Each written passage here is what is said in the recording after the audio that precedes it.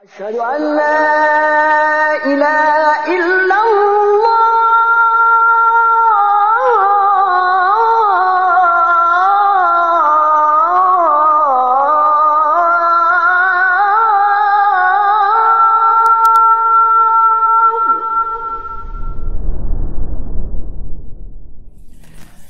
Kembali kita lanjutkan kajian kitab Prinsip Dasar Islam karya Al-Ustaz Yazid bin Abdul Qadir Jawas hafizallahu taala. Masih di karakteristik agama Islam. Kita telah membahas 3 poin minimal tentang karakteristik agama Islam. Kali ini kita mulai dari poin keempat di halaman 35.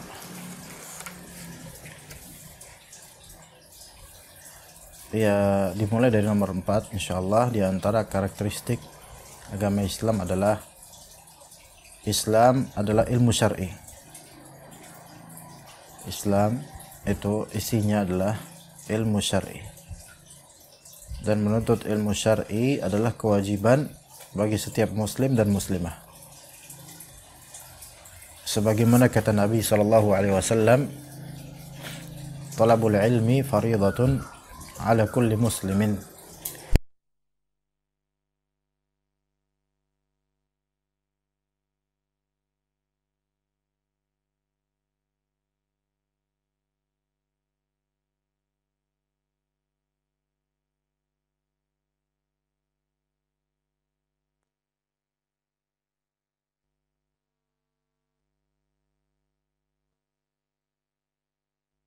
Angkat derajat orang-orang yang beriman di antara kalian dan orang-orang diberi ilmu beberapa derajat. Ini ada 2 sifat.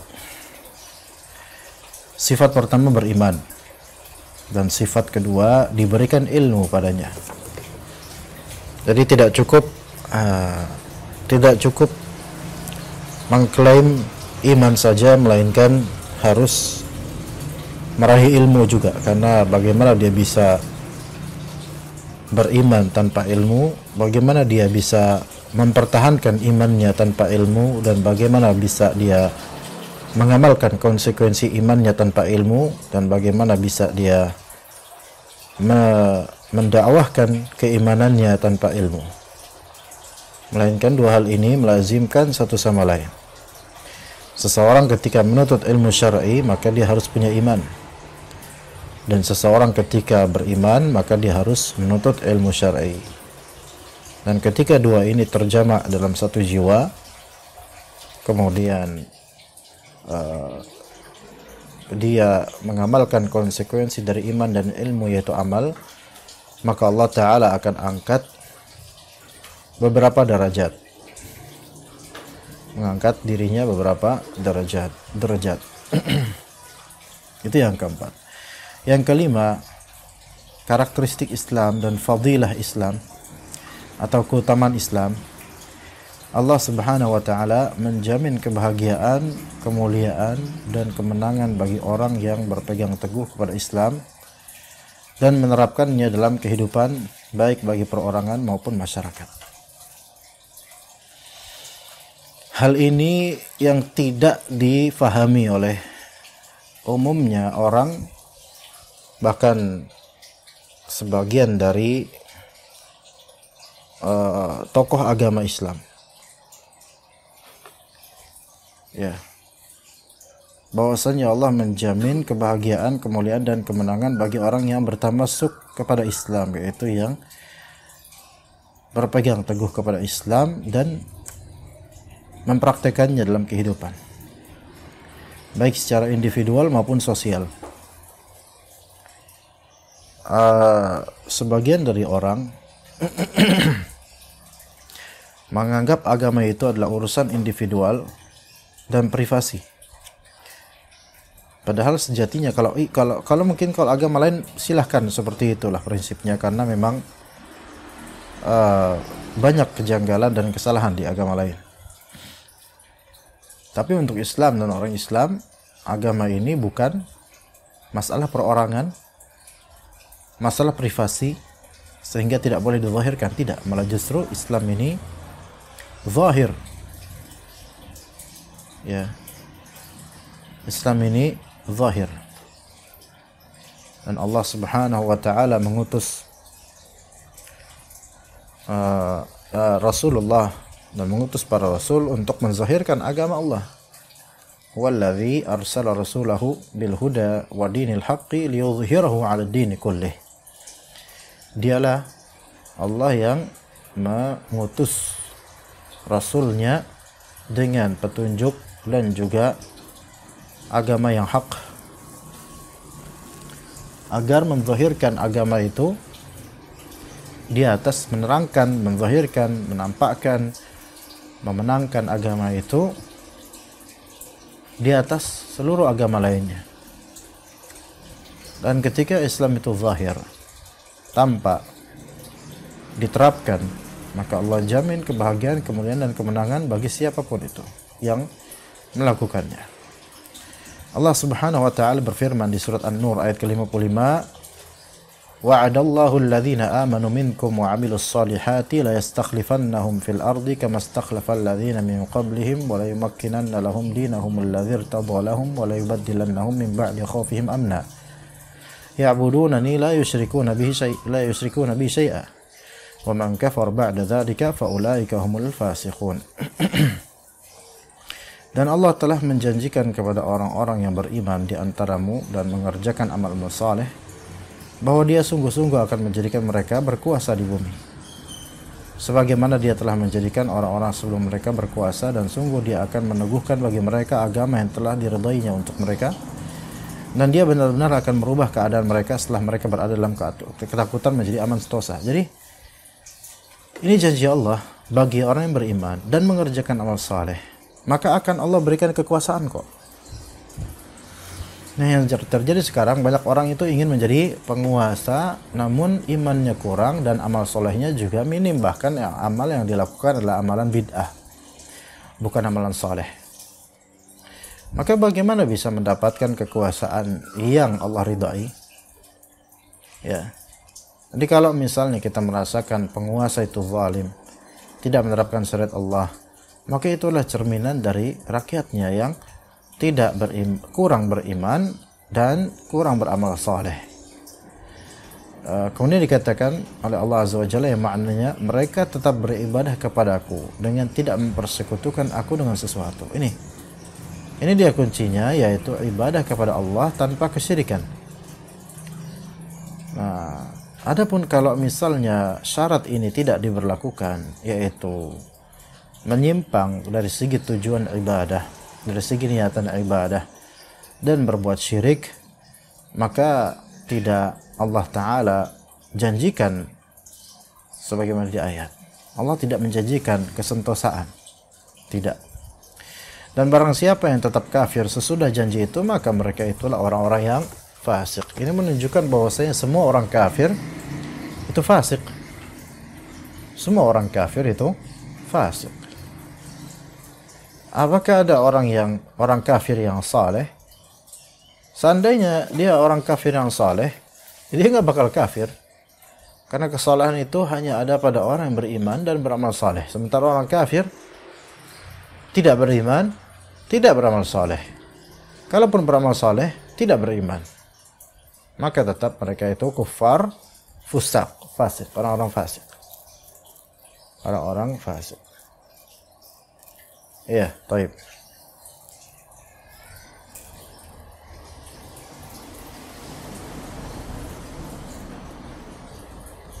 Kalau misalnya orang beriman saja banyak yang fasik karena tidak beramal saleh, maka apalagi dengan orang-orang yang kafir. Makanya Allah Azza wa Jalla melarang orang beriman untuk bertawalli, yaitu menjadikan penolong dan menjadikan pemimpin dari kalangan orang-orang kafir. Kata Allah Azza wa Jalla, ya ayyuhalladzina amanu la tattakhidhul yahuda wan nasara awliya. Wahai orang beriman, janganlah kalian menjadikan Yahudi dan Nasara sebagai penguasa, pemimpin, teman dekat, sahabat dekat, jangan. Ba'duhum awliya'u ba'd. Jangan jadikan mereka sebagai penolong kalian, pengurus urusan kalian untuk mengalahkan orang beriman. Sebagian dari mereka adalah wali bagi sebagian mereka, yaitu orang-orang kafir saling menjadi wali satu sama lain. Adapun kita nggak boleh menjadikan orang-orang kafir sebagai wali. Karena apa? Karena mereka fasik. Karena mereka kufur kepada Allah Azza wa Jalla. Tidak bisa dipercaya dan berbuat syirik kepada Allah Azza wa Jalla. Baik, yang keenam, dalam agama Islam terdapat penyelesaian bagi segala problematika. Ya, dalam agama Islam terdapat solusi bagi segala problematika. Karena syariat dan dasar-dasar ajarannya mencakup segala hukum bagi segala peristiwa yang tidak terbatas. Ya, jadi Islam ini, dalam agama Islam ada segala solusi untuk segala problematika. Ada, alhamdulillah. Sedangkan dalam logika manusia nggak mesti ada solusi untuk segala problematika, nggak mesti. Tapi dalam agama ada. Contohnya kemacetan yang terjadi di jalanan makin hari makin parah, apalagi kalau musim hujan. Mungkin penguasa, pemerintah, atau orang-orang yang memiliki ide, mereka memberikan ide atau solusi, yaitu membuat jalan protokol, membuat jalan tol, membuat jalan layang, membuat jembatan baru, mengalihkan ibu kota misalnya, membuat klaster baru atau pemukiman baru, atau mungkin membatasi orang-orang yang masuk ke dalam Jabodetabek misalnya. Apakah ini suatu solusi? Seolah-olah ini adalah solusi. Tetapi ketahuilah bahwasanya kemacetan itu bukan belaka masalah kepadatan penduduk. Tapi kemacetan itu dimulai dari masalah iman dan mental. Dimulai dari masalah apa? Iman dan mental. Dan agama Islam memiliki solusi untuk itu. Solusi yang pertama, berimanlah kepada Allah dan jauhilah pencaharian yang haram. Jauhilah pencaharian yang haram. Karena kemacetan ini juga bisa berasal dari banyaknya pencaharian yang haram di jalanan dan lainnya, di kantor, di jalanan dan seterusnya. Itu pertama. Yang kedua, solusi dari Islam, hukum asal perempuan bekerja di luar rumah itu adalah haram kecuali dengan beberapa syarat, yaitu jika suami mengizinkan, jika pekerjaannya halal, itu yang kedua. Tiga, jika tidak memberikan fitnah. Yang terjadi sekarang adalah sebagian kantor bahkan lebih banyak perempuannya dibandingkan laki-lakinya. Artinya perempuan itu banyak keluyuran di jalan juga, lewat jalan juga. Sekiranya perempuan diminimalisir untuk bekerja, cukup di rumah, biarlah laki-laki yang lebih fokus mencari nafkah, maka jalan itu berkurang kepadatannya. Oke, itu bisa. Ya. Itu solusi kedua. Solusi ketiga, cegah masyarakat dan tutup segala peminjaman ribawi. Peminjaman ribawi atau kredit ribawi. Terutama sekali kredit mobil dan kredit motor yang ribawi. Yang sekarang itu merajalela di mana-mana, baik pinjol maupun kredit ribawi. Dan pinjol itu pun rata-rata kredit ribawi juga. Dan jual beli motor dan mobil non tunai tapi ribawi, ada denda keterlambatan dan segala hal yang berkaitan dengan riba, maka itulah yang membuat maraknya orang-orang membeli motor dan banyaknya orang-orang yang sebenarnya secara kemampuan finansial belum layak punya motor, belum layak punya mobil, dan secara garasi rumah itu juga belum punya. Iya. Jadi banyak orang yang sebenarnya belum layak punya mobil, namun merasa itu kebutuhannya. Belum layak dari segi ekonomi, belum layak dari segi kesiapan tempat, dan seterusnya. Akhirnya makin banyak mobil, makin banyak macet. Kemudian sebagian orang-orang yang memiliki kekayaan lebih, itu juga ada yang israf dan tabdzir. Dalam satu rumah ada beberapa mobil. Ya. Nah, banyak orang yang sebenarnya secara kelayakan belum layak punya mobil. Kenapa? Karena mudahnya kredit. DP pertama aja cuma berapa ratus ribu atau berapa juta, mudah. Sementara mobilnya mungkin harga 200 juta. Dimulai dari DP 3 juta, itu sangat mudah. Akhirnya per bulan dia nyicil. Allahu musta'an. Ya. Jadi di antara problematika besar yang efeknya adalah kemacetan, efeknya kemacetan. Kemudian efeknya juga tampak dari kerakusan sebagian orang,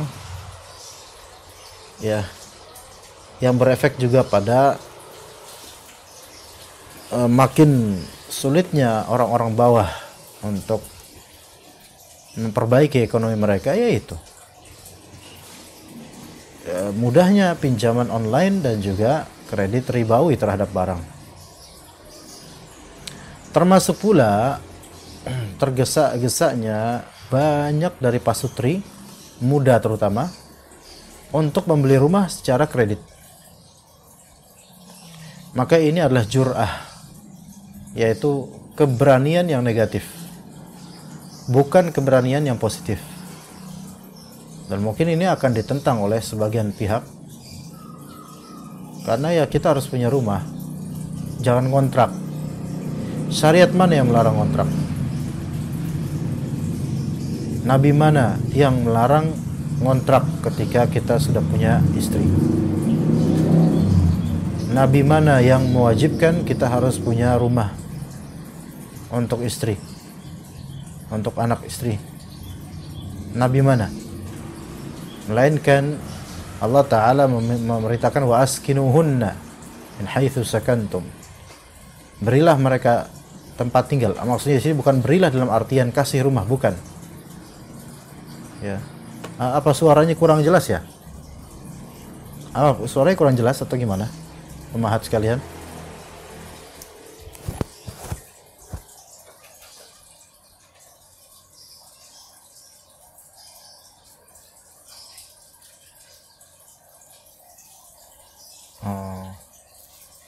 Kalau pakai earphone jelas. Kalau nggak pakai earphone mungkin khawatir kurang jelas.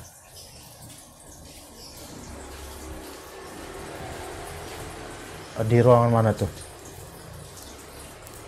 Oh.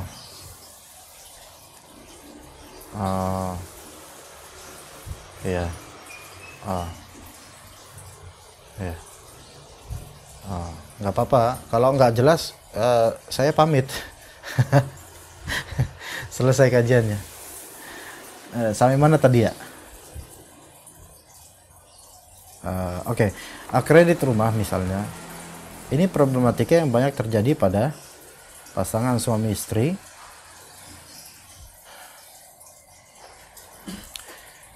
Karena kalau misalnya ngontrak mungkin jadi bahan omongan, atau gengsinya kurang mungkin, atau memang melihat secara futuristik masa depan harus punya rumah. Ya.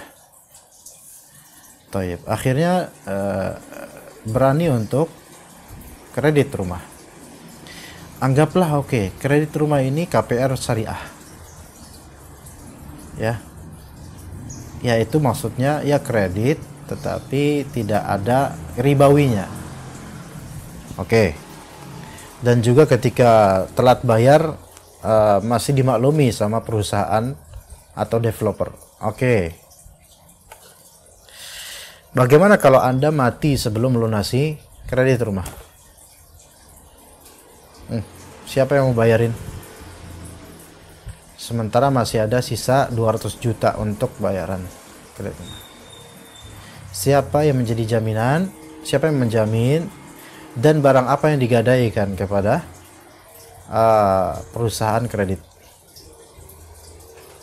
Nah, hal-hal ini hendaknya setiap pasutra itu memikirkan akhirat, bukan memikirkan dunia yang Allah Ta'ala bagikan rezekinya secara pasti sesuai kehendak Allah. Ini harus dinasihati. Kita katanya kenal sunnah, kemudian anti riba, oke. Tetapi jangan hanya anti riba, melainkan usahakan tidak punya hutang. Kalau memang belum punya rumah, belum bisa beli rumah, sabar. Imam menabung atau memang menunggu rezeki Allah karena belum bisa untuk cicil. Karena ada beberapa pasutri yang qadarullah ketika merasa akan mudah mencicil, akhirnya uring-uringan ketika suaminya PHK atau kerjaannya atau dagangannya surut labanya dan semisalnya. Akhirnya uring-uringan karena tagihannya selalu ada tiap bulan dan nggak bisa bayar walaupun cuma 1,5 juta per bulan. 1,5 juta per bulan untuk bayar hutang itu bagi banyak pasutri sekarang itu berat loh. Anggap aja gajinya 5 juta. Kebutuhan pasutri dan juga anak 3,5 juta per bulan itu sudah empot-empotan sekarang. Biaya sekolah juga diperparah dengan keinginan punya rumah, hanya karena ingin punya rumah, ingin status punya rumah sehingga masa depan terjamin. Yang menjamin masa depan adalah Allah Subhanahu wa Ta'ala. Berhutang itu pada asalnya tidak boleh kecuali kalau memang hajat atau kewajiban. Maka di sini harus diperhatikan, apakah kita tuh yakin mampu sampai bertahun-tahun bisa bayar cicilan rumah.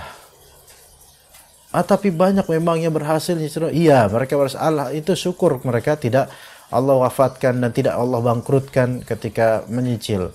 Lah sekarang kita coba hati-hati, sesoleh-solehnya kita kalau nanti wafat kemudian masih punya hutang kredit rumah lah, kredit mobil lah, maka nanti siapa yang membayarkan? Siapa yang menjamin? Ya. Kata Allah Azza wa Jalla, wal yakhshal ladzina law taraku min khalfihim dzurriyyatan du'afan khafu 'alaihim. Maka hendaklah takutlah orang-orang kalau misalnya mereka meninggalkan setelah mereka dzurriyyah keturunan yang lemah, yaitu lemah ekonomi karena orang tuanya meninggal karena hutang. Orang tuanya meninggal menyisihkan hutang. Betapa buruknya. Ya, rumah punya dia. Akhirnya rumahnya dijual untuk menambal hutang. Ujung-ujungnya ngontrak lagi. Maka di sini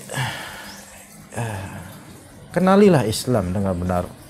Islam punya solusi. Ketika memang belum bisa beli, jangan berhutang. Nah, terus ngapain? Sebentar, yang mau dibeli ini sesuatu yang darurat atau enggak? Kalau darurat seperti makanan harus ada hari ini, maka bolehlah ngutang atau minta. Tapi kalau rumah, apakah darurat harus punya rumah dengan sertifikatnya? Atau bisa ngontrak dulu? Kalau belum mampu punya rumah dengan sertifikatnya, maka ngontrak dulu adalah sesuatu yang lebih terjamin, lebih aman, lebih nyaman, lebih mengurangi beban pikiran. Itulah, kenalilah Islam, ya. Syariat dan dasar-dasar ajaran mencakup segala hukum bagi segala peristiwa yang tidak terbatas, termasuk masalah hutang.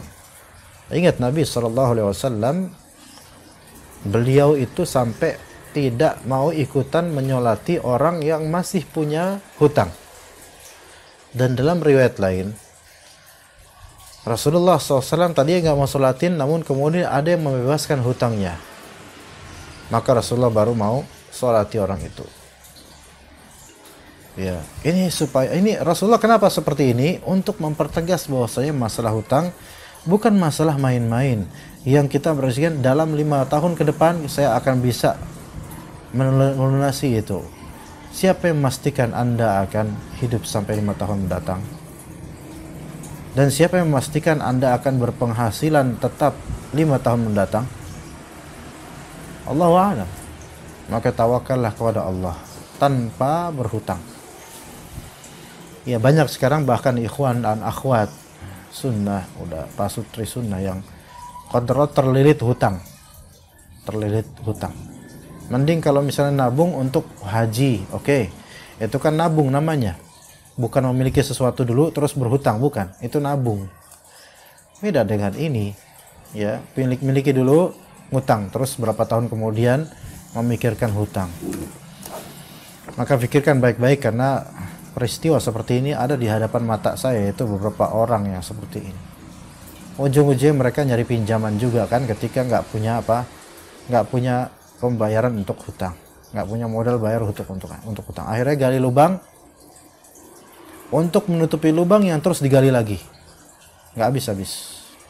Pusing, akhirnya emosi antar suami istri, mau cerai pun susah karena ini sertifikat rumah atas nama istrinya.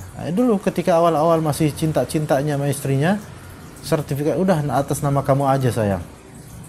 Ketika mau pisah, bingung nanti kalau misal pisah, ini rumah akan dimiliki istrinya karena atas nama istrinya. Nah, repot lagi. Makanya pikirkan lebih matang lagi untuk orang-orang seperti ini.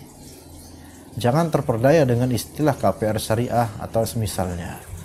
Kalau memang belum mampu, maka mengaca itu lebih baik dan tetap dalam kenikmatan Allah yang Allah jamin itu lebih afdal daripada kita mencari yang hal-hal yang menyusahkan. Itu solusi bagi ummahat yang Allah Ta'ala uji dengan hutang saat ini. Mungkin Anda memiliki rumah, tapi Anda sedang berada dalam ujian besar, yaitu masih punya hutang. Siapapun itu, baik saya, umat sekalian, siapapun yang ketika masih punya hutang, maka Anda itu sedang dapat musibah, yaitu musibah berhutang. Ya, musibah berhutang. Maka, dan bagi yang tidak punya hutang, bersyukur pada Allah Azza wa Jalla, dan jangan coba-coba berhutang kecuali darurat. Jangan. Kalau perkara yang berat nanti. Mungkin awalnya bukan dosa hutang itu, tapi ketika kita kemudian lama-lama sering berhutang atau menganggap hutang itu remeh, itu mulai jadi dosa. Atau boleh jadi syaitan kemudian menghembuskan di pikiran kita malas bayar hutang padahal mampu. Kata Nabi SAW, matalul ghaniyyi zulmun. Orang yang mampu bayar hutang tapi dia melakukan matal yaitu menunda-nunda bayar hutang padahal mampu, maka ini kezaliman, dosa jadinya, walaupun asalnya boleh berhutang untuk orang yang berkebutuhan atau darurat. Taib, yang ketujuh, syariat Islam adalah syariat yang paling bijak dalam mengatur semua bangsa. Jadi nggak ada itu namanya Islam versi Nusantara. Karena Islam untuk Nusantara ini adalah Islam untuk orang Arab juga, Islam untuk orang Eropa juga, Islam untuk orang Afrika juga, tiada beda. Islam hanya satu, tidak ada versi-versian. Ya, syariat Islam juga paling tepat dalam memberikan solusi dari setiap masalah. Jelas ini. Adapun solusi dari orang-orang yang anti-Islam, mereka hanya solusi duniawi belaka yang zahirnya seolah-olah solusi, tapi ketika dioperasikan ya tetap aja ngelantur ngawur, tetap aja hasilnya itu muter-muter juga, tetap aja dapat musibah. Syariat Islam memperhatikan kemaslahatan dan sangat memperhatikan hak-hak manusia. Yang kedelapan, Islam adalah agama yang fleksibel, cocok untuk semua tempat, zaman, bangsa, dan berbagai macam situasi. Artinya berpegang kepada Islam akan memberikan maslahat atau manfaat bagi umat di setiap masa dan tempat. Ini bukan berarti Islam tunduk mengikuti kemauan manusia, bukan.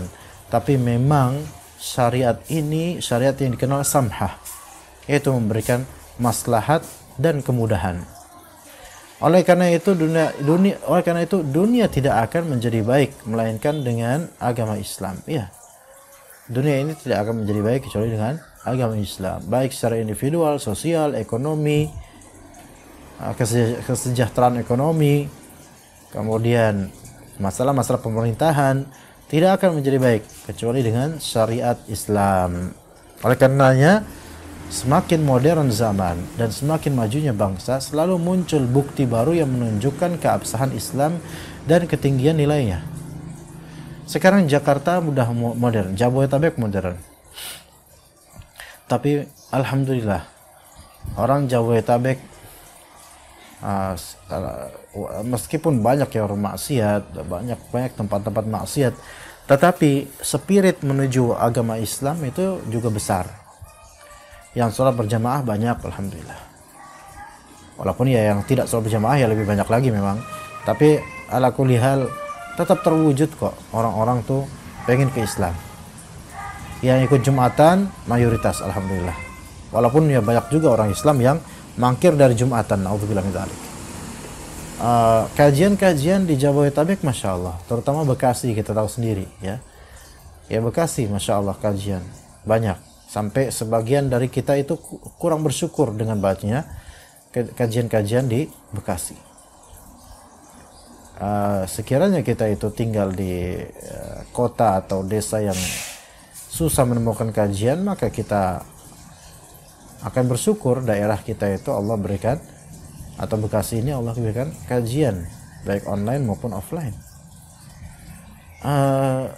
Walaupun berkembangnya zaman dan modern, semakin modern, namun orang-orang yang modern ini mereka keseharian berjibaku dengan dunia, tapi tetap kok mereka itu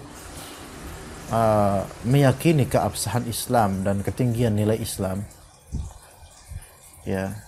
Di perusahaan-perusahaan BUMN, di Pertamina, dengan berbagai cabang kantor-kantor besarnya itu juga ada kajian. Jadi sampai di Pertamina itu sendiri juga ada sesi kajian diampu oleh ustadz-ustadz, sebagian ustadz sunnah, alhamdulillah, yang mana sebagian dari kantor Pertamina itu menjadikan sesi kajian tersebut memiliki nilai poin atau memiliki poin plus untuk atendernya, untuk yang hadir. Nanti daftar juga di absensi, ya bisa mendapatkan apa? Mendapatkan tambahan bonus mungkin, ya, dari mukafaah atau gaji. Itu digalakkan di sebagian dari kantor BUMN. Lihat bagaimana walaupun mereka orang-orang modern, tapi mereka juga memperhatikan, ingin ke agama Allah Azza wa Jalla. Ya, jadi jangan dikira bahwasanya kita jangan lihat ke barat lah. Yang mana peradaban mereka, kemajuan mereka secara teknologi itu masya Allah.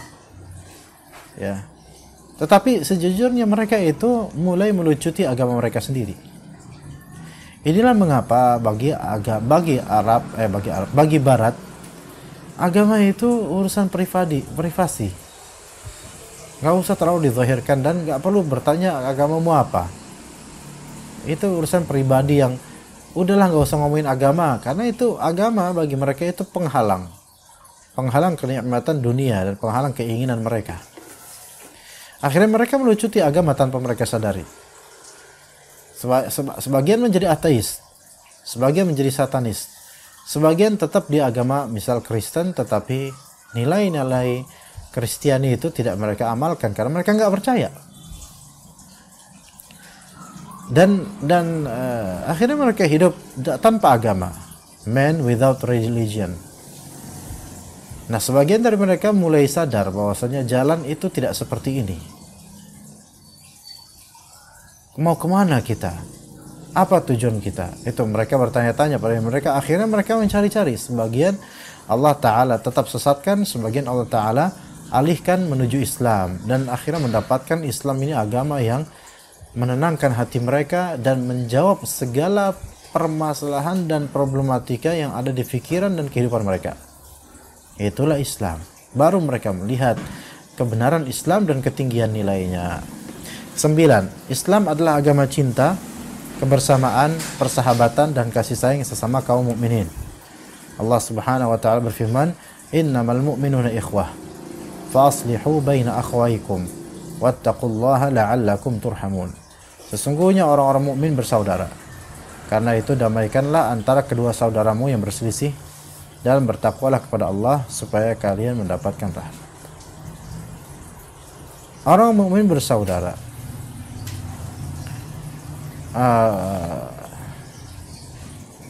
Bersaudara ini tidak melazimkan bahwasanya kita itu harus dekat sama semua mukminin. Kadang-kadang ketika kita lihat ada orang beriman yang memang perangnya jelek dan kita tidak mau terpengaruh dengan perang itu, maka kita boleh untuk tidak berdekatan dengannya, ya, tidak bersahabat dengannya. Itu bukan berarti tidak bersahabat dengannya, bukan berarti kita memutus persaudaraan, bukan.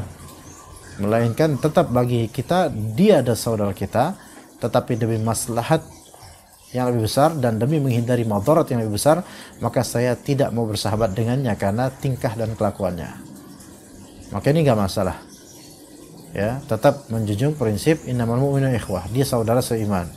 Berhak untuk saya doai, berhak untuk saya ziarahi, tetapi untuk menjadikannya sebagai teman dekat, maka karena kelakuannya tidak baik, saya tidak mau.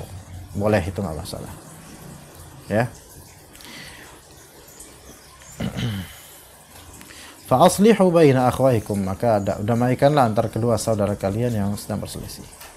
Nabi SAW bersabda, "Mathalul mu'minina fi tawaddihim wa tarahumihim wa ta'atufihim mathalul jasad idza ishtaka minhu 'udhu tada'a lahu sa'irul jasadi bis-sahri wal humma." Perumpamaan kaum mukminin dalam sikap cinta mencintai, sayang menyayangi dan menaruh rasa simpati seperti satu tubuh. Jika salah satu anggota tubuhnya sakit, maka seluruh anggota tubuh lain ikut merasakan sakit juga dengan tidak bisa tidur dan demam. Juga sabda beliau sallallahu alaihi wasallam, "Ar-rahimuna yarhamuhumur rahmanu tabaraka wa ta'ala, irhamu man fil ardi yarhamkum man fis sama'." Orang-orang yang saling sayang menyayangi akan dikasihi oleh Allah yang Maha Pengasih, Maha Perkasa lagi Maha Tinggi. Maka sayangilah orang yang ada di muka bumi, niscaya kalian disayangi oleh Allah yang ada di langit. Yang ke-10 dari fadlul Islam, keutamaan Islam, Islam adalah agama kesungguhan, keseriusan dan amal, bukan agama main-main. Nabi Muhammad sallallahu alaihi wasallam bersabda, "Al-mu'minul qawiyyu khairun wa ahabbu ila Allah minal mu'minid dha'if, wa fi kullin khair." Mukmin yang kuat lebih baik dan lebih dicintai Allah daripada mukmin yang lemah, dan pada keduanya ada kebaikan. Sama-sama mukmin, sama-sama beriman, maka keduanya ada kebaikan. Kata Nabi SAW, "Ihris ala ma yanfa'uka wasta'in billah wa la ta'jaz." Bersungguh-sungguhlah dalam menuntut sesuatu, yang bermanfaat bagimu. Jadi bersungguh-sungguh. Islam itu mengajarkan kita untuk bersungguh-sungguh, bukan untuk bermalas-malasan, enggak pedean, kemudian kaum rebahan, ya. Ihris, berhasratlah, bersungguh-sungguhlah ala ma yanfa'uk. Wasta'in billah, tapi jangan ngandelin diri sendiri, minta tolong pada Allah dalam segala urusan. Wala ta'jaz, dan jangan engkau merasa lemah. Ada Allah yang akan menguatkan. Jangan putus asa. Wa in asabaka syai'un fala taqul law anni fa'altu kana kadza wa kadza. Jangan, kalau misalnya engkau tertimpa musibah sesuatu, jangan engkau berkata, "Aduh, seandainya aku dulu berbuat begini, maka pasti tidak akan begini," dan seterusnya. Walakin qul, tetapi katakanlah apa? Qaddarallahu wa ma syafa'ala. Ini telah ditakdirkan oleh Allah dan Allah berbuat apa yang Allah kehendaki. Qaddarallah wa ma syafa'al. Untuk masalah qaddarallah, lihat ya lafalnya yang benar ya, karena sebagian dari ikhwan dan akhwat itu ngomong qaddarallah atau nulis qaddarallah salah. Ada dua versi yang benar dan ada beberapa versi yang salah. Versi yang benar adalah qaddarallah. Qaddarallah itu dengan tasdid di huruf dal. Qaf. Ya, di sini kalau ditransliterasikan ke bahasa, ke Latin, ki, ya, a, d, a, r, a, l, l, a, h.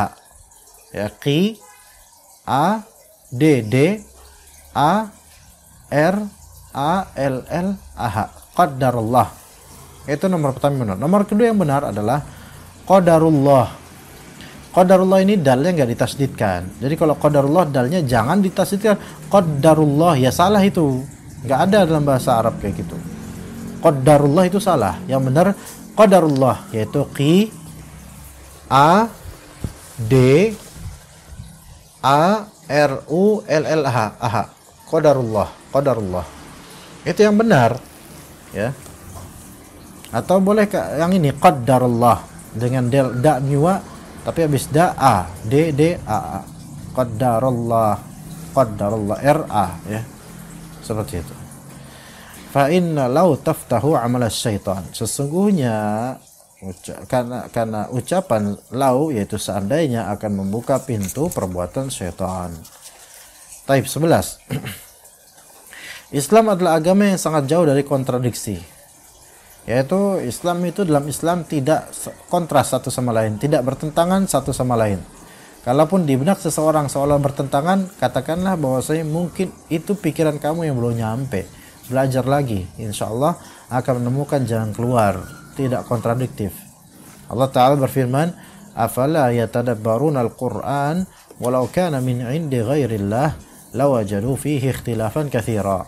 Maka apakah mereka tidak menghayati atau mendalami Al-Quran? Kalau sekiranya Al-Quran itu bukan dari sisi Allah, pastilah mereka menemukan pertentangan yang banyak di dalamnya. Ke-12, Islam itu sangat jelas dan sangat mudah, tidak sulit, dan Islam mudah dipahami oleh setiap orang. Jadi kalau masuk Islam itu ya dasar-dasar dulu aja yang global, ya nanti makin lama dia barulah mulai mempelajari secara rinci. Ya kecuali untuk masalah sholat, maka dia harus tahu betul-betul dari awal, belajar lebih sungguh-sungguh bagaimana cara sholat. Dan itu jelas dan sangat mudah, nggak sulit kok. Yang membuat sulit itu mindset, ya, dan kekhawatiran. Ke-13, Islam mengajak kepada akhlak mulia dan amal saleh. Allah Ta'ala berfirman, khudhil afwa wa'mur bil urfi wa'arid anil jahilin. Jadilah pemaaf dan suruhlah orang mengerjakan yang ma'ruf serta berpalinglah dari orang-orang yang bodoh. Ini mengajak kepada akhlak mulia dan amal saleh. Juga kata Allah Azza wa Jalla surat Fussilat ayat 34, idfa' billati hiya ahsan fa idzal ladzi bainaka wa bainahu adawatun ka'annahu waliyyun hamim. Tolaklah kejahatan itu dengan cara yang lebih baik, sehingga orang yang antaramu dan antara dia ada permusuhan seolah-olah menjadi teman yang sangat setia. Ya, agama akhlak. Kata Nabi SAW, innama bu'itsu liyutammima makarimul akhlak. Sesungguhnya aku diutus untuk menyempurnakan kemuliaan-kemuliaan akhlak. Ke-14, Islam memelihara kesehatan.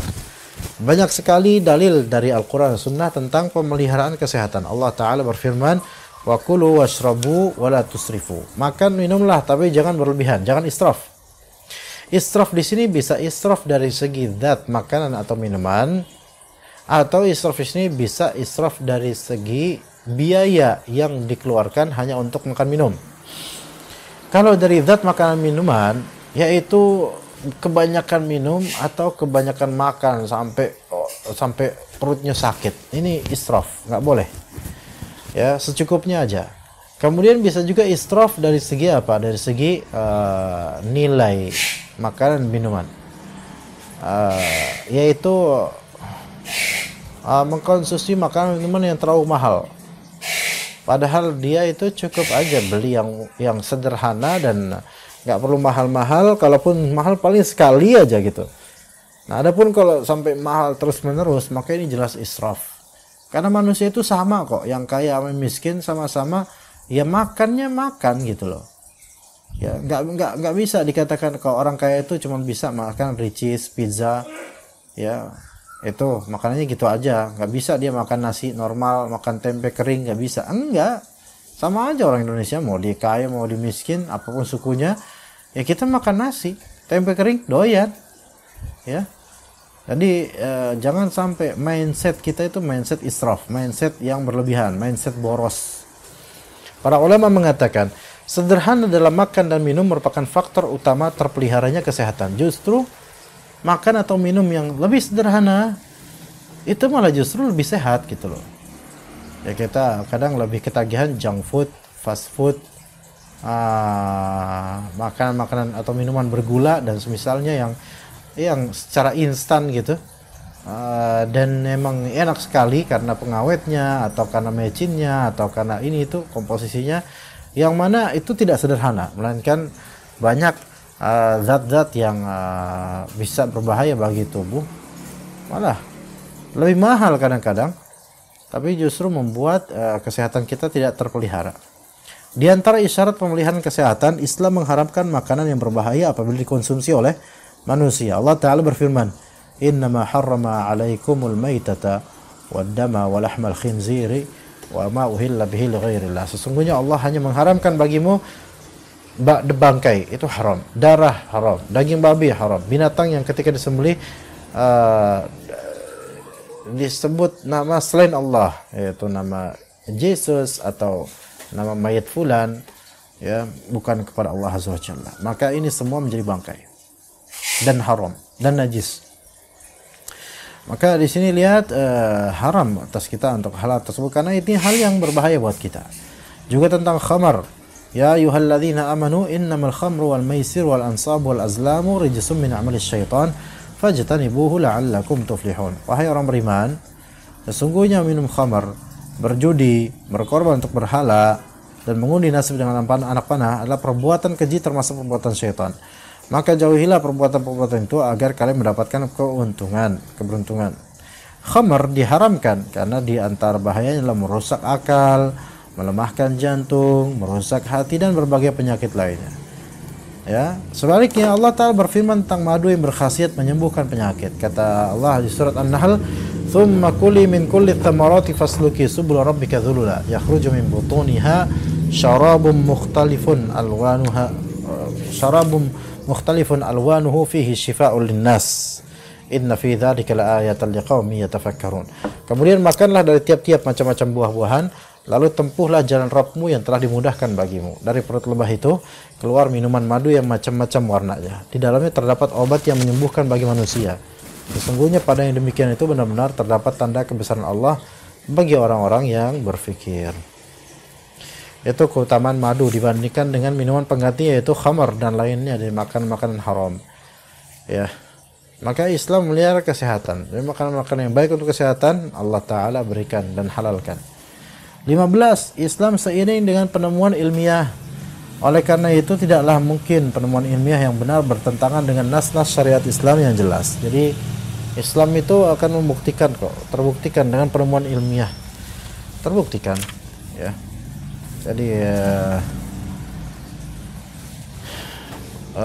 penemuan ilmiah tidak akan bertentangan dengan nas-nas syariat. Kalau misalnya ternyata penemuan ilmiah bertentangan dengan nas syariat, maka kita utamakan nas syariat dan bisa jadi penemuan ilmiah ini salah. Demikianlah karakteristik Islam yang mengokohkan agama ini serta menunjukkan kemuliaannya. Taib, untuk pembahasan kita sampai situ insyaallah. Jika ada pertanyaan dipersilahkan wahai ummahat sekalian. Pada pertemuan mendatang kita akan membahas halaman 43, asas Islam adalah tauhid dan menjauhkan syirik. Namun sebelumnya saya sampaikan bahwasanya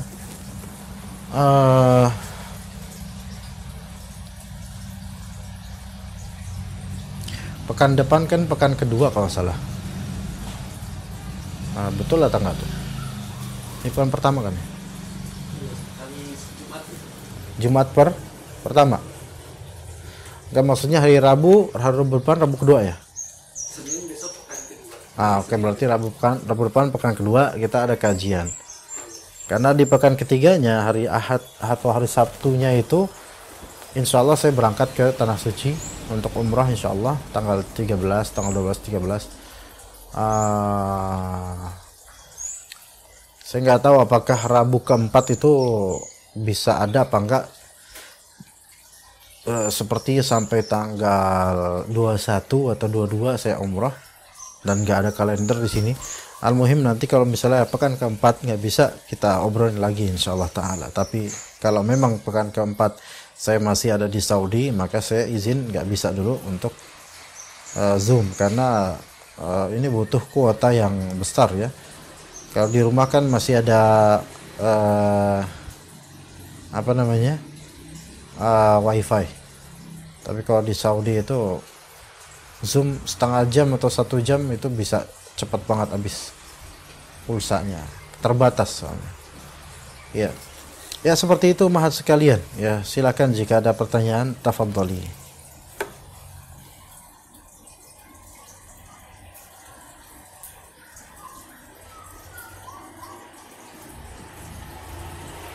Ya, silakan Bu. Ya, tafadhali, silakan.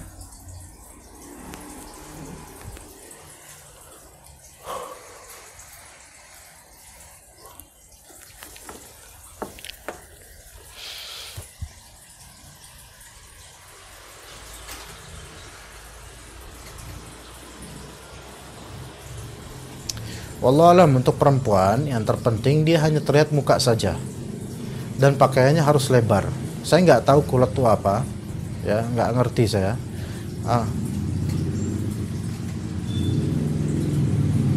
Sebaiknya sih jangan, walaupun saya nggak mengatakan itu tidak sah, tapi sebagai adab saja sebaiknya jangan, melainkan pakailah yang lebar. Kulot apa kulot? Nggak tahu juga antum.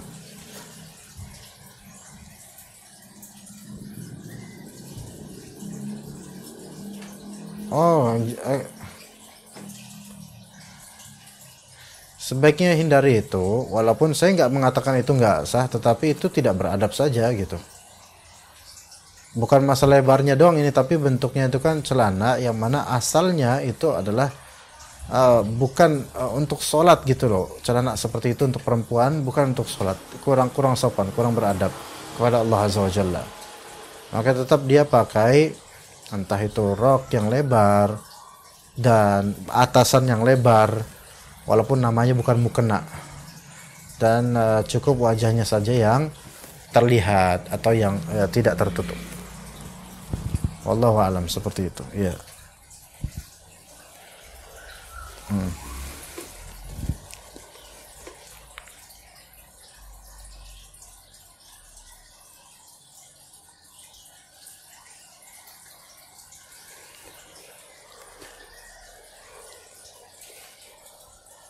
Yang bertanya ini saya pengen nanya lagi kasusnya apa gitu, jadi takut salah terka ya.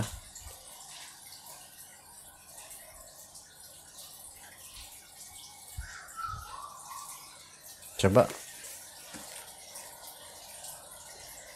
Waalaikumsalam warahmatullahi wabarakatuh. Saha ya?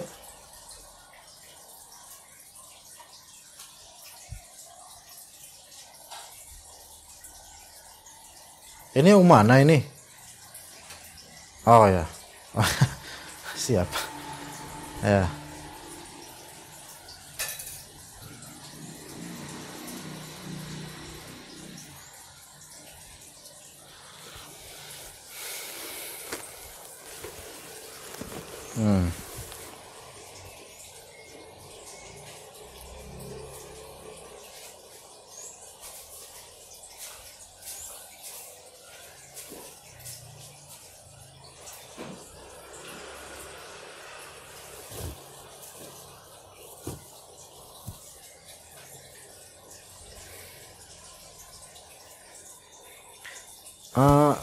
Kasusnya itu yang saya perlu tahu apa.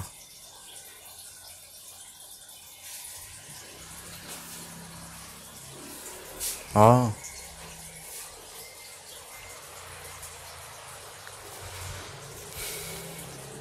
Begini, oke. Walaupun memang benar nanti terjadi seperti yang dikhawatirkan, tapi begini, ketika tanda-tanda itu bukanlah suatu sebab yang bisa dijabarkan secara logika atau secara saintifik atau secara syariat, ada nggak dalilnya? Oke, nggak ada dalilnya, tapi secara logika masuk nggak? Nggak masuk. Oke, nggak masuk logika, tapi secara saintifik masuk nggak? Nggak juga. Maka itu tatayur, apapun itu.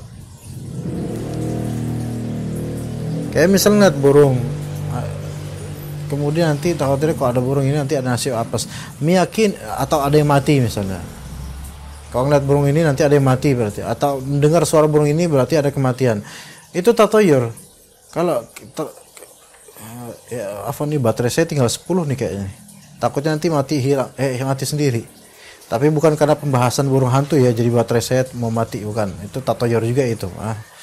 Nah, kalau misalnya dia, wah ini ngeliat burung hantu atau ngeliat suara burung, dengar suara burung, ini kayaknya ada kematian ini. Ini tatoyor. Walaupun benar ternyata ada yang mati nantinya. Di zaman dulu itu kan ada tatoyor, kalau mayit, ya.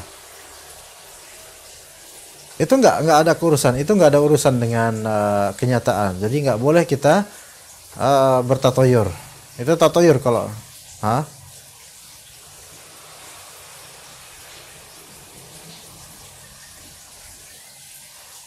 nggak boleh. Tetap meninggal itu bukan karena dia ngeliat ini ngeliat itu, bukan. Tapi kalau misalnya memang ada tanda-tanda yang mendekati itu dan memang seperti mayit itu mulai calon mayit itu mulai bertingkah aneh, omongannya mulai menjurus ke kematian, kemudian merasa tanda-tanda ini bentar lagi kayaknya orang ini nggak ada nih, kayaknya wafat dia kok ngomongnya terus, itu mungkin bukan tatoyur karena indikatornya itu masih logis gitu loh, dia ngomong kayak gitu karena seperti mendekati kematian, itu mungkin. Tetapi kalau nggak ada nyambungnya, ya seperti misal pohon milik dia tumbang, wah kok tumbang aneh nih, kayaknya pemiliknya bakal mati nih sebentar lagi, itu nggak boleh karena nggak nyambung.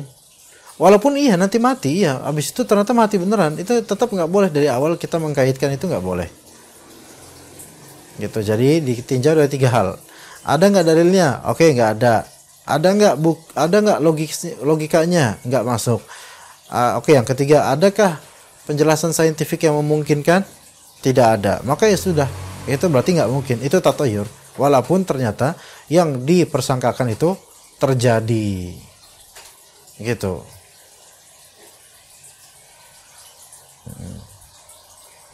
Sama-sama, Umar. Wa iyyak, jazakallah.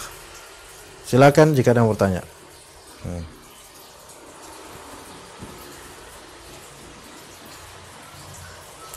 Jurus sehat apa, JSR ya maksudnya?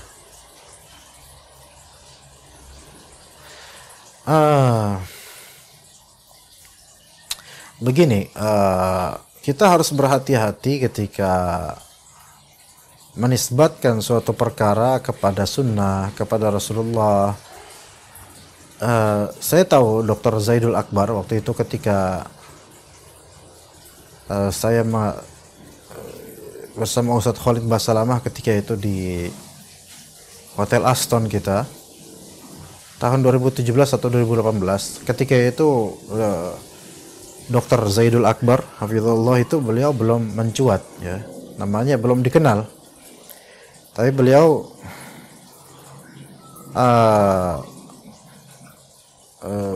menjadi follower Ustadz Khalid Basalamah dan sebenarnya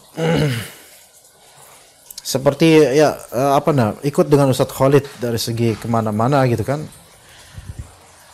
Dan saya nggak tahu ketika itu bahwasanya beliau itu seorang dokter yang punya kemampuan untuk menentukan ramuan demi ramuan. Dan ketika itu sepertinya belum terkenal nama JSR. Saya nggak tahu apakah sudah ada nama itu atau enggak, tapi Dr. Zaidul Akbar ketika itu memang masuk dalam program daurah yaitu di Hotel Aston bersama Ustadz Khalid dan juga saya juga. Ketika itu beliau memang memberikan ceramah tentang kesehatan sih ya. Tapi saya nggak dengar karena saya lagi sibuk ngajarin anak-anak para peserta. Ala kulli hal, saya tahu kok masa lalu, maksudnya bukan masa lalu ya.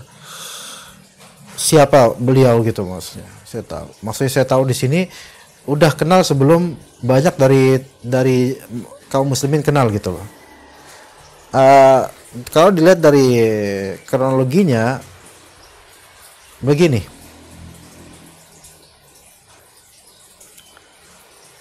sebenarnya kita nggak perlu ngomongin orang, tapi karena ini berkaitan juga dengan kemaslahatan umat. Kalau masalah kedokteran dan kesehatan itu dari segi syar'inya, dari segi tibbun nabawinya, dari segi sunnahnya, maka saya lebih menyarankan ke Ustadz Abdurrahman Dani karena beliau lebih paham tentang Tib Nabawi dan juga bahasa Arab, dan beliau memang memiliki karakter dan kafa'ah ilmiah dengan keustadannya gitu loh. Sehingga beliau lebih berhati-hati dalam mengaitkan suatu pengobatan dengan sunnah. Berbeda dengan JSR ini, sudah melabeli dari awal jurus sehat Rasulullah, ini sesuatu yang sebenarnya berbahaya. Mungkin niatannya baik, kita apresiasi atas kebaikan Dr. Zaidul Akbar dan juga ijtihadnya beliau meramu ramuan-ramuan yang mungkin bagi banyak dari kita aneh, namun mungkin bagi sebagian orang terbukti. Bagi sebagian orang, nggak semuanya. Karena saya juga punya beberapa murid yang berhenti dari program versi beliau, karena ketika itu ikut program versi beliau, memang ada murid saya biasa ngaji bareng, itu dulu kelihatan malah kelihatan cekung, kurus, dan karena program diet atau apa gitu, dengan makan tertentu, nggak makan nasi sama sekali dan seterusnya, akhirnya malah kelihatan kayak orang kesulitan, kayak orang cekung gitu loh. Beda banget, nggak kelihatan gagah. Sekarang dia udah meninggalkan itu dan kembali ke kehidupan normal. Al-muhim di sini, silahkan kalau emang seorang dokter spesialis dalam masalah nutrisi, misalnya dalam masalah gizi, atau dalam masalah ini, dalam masalah itu, silahkan berbicara sesuai kapasitasnya. Tetapi ketika mengaitkannya dengan agama Allah, mengaitkannya dengan sunnah Nabi SAW, wajib memiliki kafa'ah ilmiah, wajib memiliki kecukupan ilmu syar'i, harus paham bahasa Arab, paham usul fiqih, paham tafsir Al-Quran, paham sunnah Nabi SAW. Enggak cuman apa? Oh, oke. Enggak cuman semangat doang, ya. Maka kalau misalnya dibilang apakah itu benar sunnah Nabi, kita katakan saya nggak tahu ya dari program-programnya sebagian gimana, tapi yang dipermasalahkan adalah udah ada tulisan label jurus sehat Rasulullah, seolah-olah semua ramuan ijtihad beliau itu adalah ramuan sehat ala Rasulullah. Ini khida, ini penipuan sebenarnya secara keilmiahan ya. Karena ini bukan hanya di masalah kedokteran beliau itu atau di masalah kesehatan beliau itu mencuat, tetapi memakai agama, memakai sunnah gitu loh. Maka ketika mulai beli dengan itu, maka perlu verifikasi ulama. Saya nggak tahu, bahkan saya nggak tahu apakah dari segi kedokteran beliau verified atau tidak ramuan-ramuannya, saya nggak tahu. Karena itu juga jurus-jurus itu juga perlu verifikasi gitu loh, perlu validasi dan uji coba lab dan semisalnya, ya. Taiblah, oke, saya nggak ngerti kedokteran, anggaplah itu adalah kebaikan, karena banyak ramuan beliau alami dan herbal. Meskipun para ahli herbal juga tidak sembarangan juga merekomendasikan herbal, karena kasus antar individu kan beda-beda fisiknya. Ala kulihal, oke lah itu. Tapi saya lebih mempermasalahkan apa? Di pelabelan jurus sehat Rasulullah. Karena anggaplah jangan jurus sehat Rasulullah, jurus sehat gitu aja. Jangan ke Rasulullah, karena di akhirat akan ditanya nanti oleh Allah Azza wa Jalla, kenapa Rasulku kau bawa-bawa gitu loh untuk proyekmu. Apakah ini nisbat yang benar? Kita dalam ilmu hadis, ketika sesuatu dinisbatkan kepada Rasulullah SAW dan ternyata bukan, Rasulullah nggak seperti itu, maka orang ini pasti langsung dituduh kadzab, wada', pendusta, pemalsu hadis. Begitu loh. Ini saya nggak mentahdzir secara individu, bukan, tetapi saya mengkritisi di sini, naqd, bagian dari kritik ya, mengkritisi keras dalam masalah lafal ini loh. Jurus sehat Rasul ini berbahaya untuk dunia dan akhirat. Ya begitu. Tapi untuk ijtihad beliau, meramu beliau, saran beliau untuk para konsumen, para klien itu ya harus kita apresiasi kalau memang itu benar. Ya, ini dari segitu. Maka Allah alam, kalau urusan seperti itu saya lebih anjurkan ke jagung manis. ke Ustadz Abdurrahman Dhani, insyaallah Dari segi keustadzannya beliau karena lebih wara', lebih hati-hati dalam menisbatkan suatu produk dinisbatkan kepada sunnah atau Rasulullah. Ya saya menyayangkan sekiranya Dr. Zaidul Akbar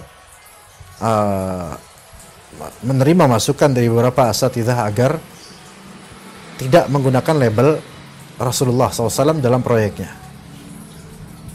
Dan beliau bukan ustadz. Beliau bukan ustadz. Ya. Seandainya memang beliau ustadz, maka kita uji seberapa ilmunya dari segi ilmu syariah, dari segi fikihnya dan semacamnya. Jadi jangan serta-merta karena kita membicarakan agama langsung dianggap ustadz, enggak mesti. Ya, kita berterima kasih kepada beliau atas kebaikannya, Masya Allah. Tapi ini titiknya, jurus sehat Rasul, lafal inilah. Adapun programnya itu dikembalikan kepada kedokteran dan juga jemaah bagaimana prakteknya. Ada yang berhasil, ada yang gagal, itu urusan masing-masing. Ya begitu Umhat ya.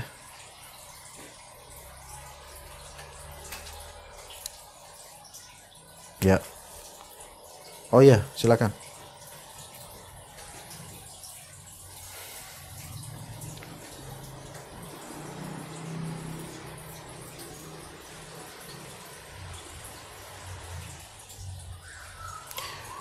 Wa iyyak jazakillah khaira. Tidak wajib karena keadaan anak ini tidak mampu untuk menunaikan hutangnya. Jadi yang wajib bagi anak itu adalah untuk dirinya sendiri dulu. Karena Nabi SAW pernah memerintahkan seseorang yang mempunyai saya punya 1 dirham ya Rasulullah. Maka kata Nabi SAW, anfiq ala nafsik, nafkahi dirimu sendiri dulu. Ya Rasulullah, saya punya lagi 1 dirham lagi. Ya udah, anfiq ala ahlik, nafkahkan istrimu dulu. Ya Rasulullah, saya punya satu lagi, nafkahi anakmu. Jadi urutannya begitu. Dirinya sendiri dulu.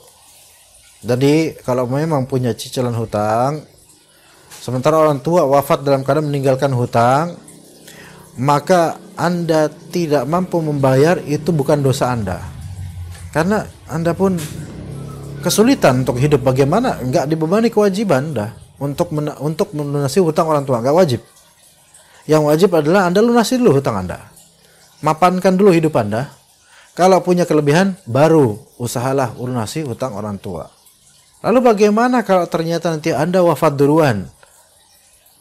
Ya, sementara orang tua tidak tertutupi hutangnya. Itu urusan Allah dengan orang tua Anda. Dan itu berbahaya sekali. Dan juga Anda ketika punya hutang dan ternyata belum sempat bayar total, ya lihat nanti anak-anak Anda apakah melunasi atau keluarga melunasi apa enggak. Kalau enggak ada yang lunasi, maka itu urusan Anda dengan Allah di hari akhir nanti. Ya begitu. Dan urusan Anda dengan Allah dengan juga orang yang Anda berhutang padanya. Maka ini ada pelajaran ya ummahat sekalian. Lihatlah tadi pertanyaan, orang tuanya punya hutang, wafat dalam keadaan meninggalkan hutang, anaknya juga punya hutang. Jadi jangan merasa aman dengan berhutang gitu loh. Orang yang beriman itu dia nggak tenang dengan hutang, nggak tenang. Rasulullah SAW saja suatu ketika salat asar atau salah satu salat ya berjamaah, beliau jadi imam. Tiba-tiba setelah salat beliau baru berzikir sebentar subhanallah, langsung kemudian beliau bergegas. Ditanya para sahabat, ya Rasulullah ada apa? Afan, ini anak tidak ingat apakah ini Rasulullah atau Umar bin Khattab, anak lupa. Al-muhim, tolong diingatkan pada waktunya nanti ya. Kemudian ditanya Rasulullah ada apa? Kok bergegas? Maka kata Rasulullah, tadi aku dititipkan pembayaran zakat oleh orang kaya untuk dibagikan ke fakir miskin. Maka aku harus segera menunaikannya. Itu lihat Rasulullah SAW padahal nggak berhutang loh. Yaitu titipan supaya zakat ini dibayarkan kepada orang-orang miskin. Segera. Itu loh. Karena kalau misalnya beliau wafat dalam keadaan titipan itu belum sampai ke tangan yang berhak, maka beliau ya mendapat beban di akhirat nanti, gitu maksudnya seperti itu. Itu contoh buat kita. Ya hati-hatilah dalam berhutang. Ya. Begitu. Bahkan hutang terhadap orang terdekat sekalipun, berhati-hati. Ya. Taib. mungkin itu saja ya ibu-ibu sekalian. Jika ada pertanyaan nanti mungkin untuk pertemuan mendatang insyaallah taala ya. Terima kasih umat sekalian atas kehadirannya. Semoga yang sedikit yang bermanfaat. Jika memang ada bahasan atau bahasa yang mungkin kurang diperkenankan, maka kesalahan ada pada diri saya dan dari syaitan. Adapun kebenaran dan kalimat-kalimat yang bermanfaat itu adalah ilham dari Allah Azza wa Jalla. Jazakumullahu khairal jaza wa barakallahu fikunna wa sallallahu ala nabiyyina Muhammad wa ala alihi wa sahbihi ajma'in. Subhanakallahumma bihamdika asyhadu an la ilaha illa anta astaghfiruka wa atubu ilaik. Wassalamualaikum warahmatullahi wabarakatuh.